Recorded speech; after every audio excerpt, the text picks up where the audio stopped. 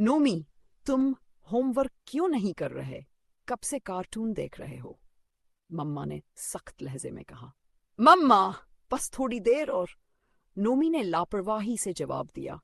नहीं बेटे, तुरंत उठो और होमवर्क करो, इफ्तार से पहले अपना काम पूरा। माँ ने जोर दिया, मगर नोमी टीवी के सामने से हिलने का नाम नहीं ले रहा था।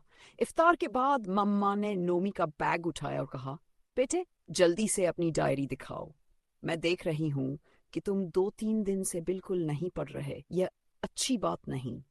नोमी ने जल्दी से बैग खोला और डायरी मम्मा के हाथ में दे दी। मम्मा ये देखकर हैरान रह गई कि पिछले 3 दिनों से कोई होमवर्क नहीं दिया गया था। यह क्या मामला है बेटे? मम्मा ने हैरानी से पूछा। नोमी ने शर्माते हुए हंसकर कहा, मम्मा, सर बहुत थके होते हैं। वह थोड़ा सा पढ़ाते हैं और फिर कहते हैं कि किताब खोलो और खुद पढ़ो। अच्छा। और तुम लोग किताबें खोलकर सामने रखते हो और बाकी समय बातें करते रहते हो, है ना?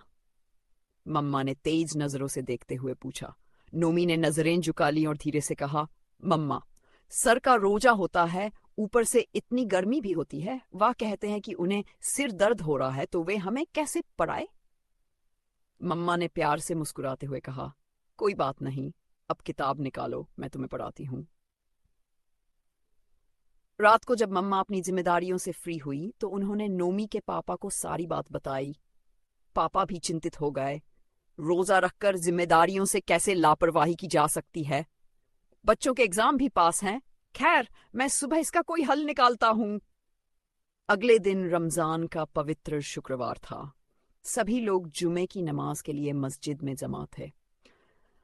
इमाम साहब ने खुद खुतबा देते हुए कहा, रोजा सिर्फ भूख और प्यास सहने का नाम नहीं है, बल्कि ये एक बहुत बड़ी जिम्मेदारी है। जिस पर रोजा फर्ज है वही रखे। जो बीमार या कमजोर है वह इस्लाम में दी गई सहूलियत का लाभ उठा सकता है।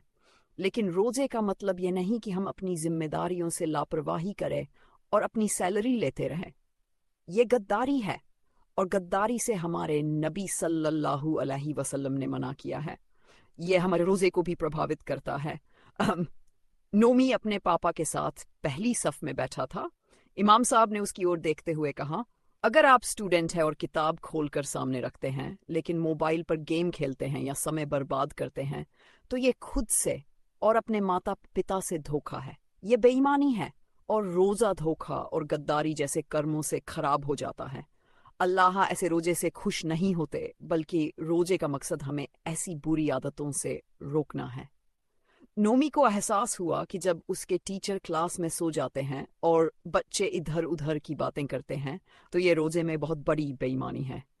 अगले दिन नोमी को हैरानी हुई कि उनके टीचर क्लास में बहुत चुस्त और ऊर्जावान नजर आ रहे थे।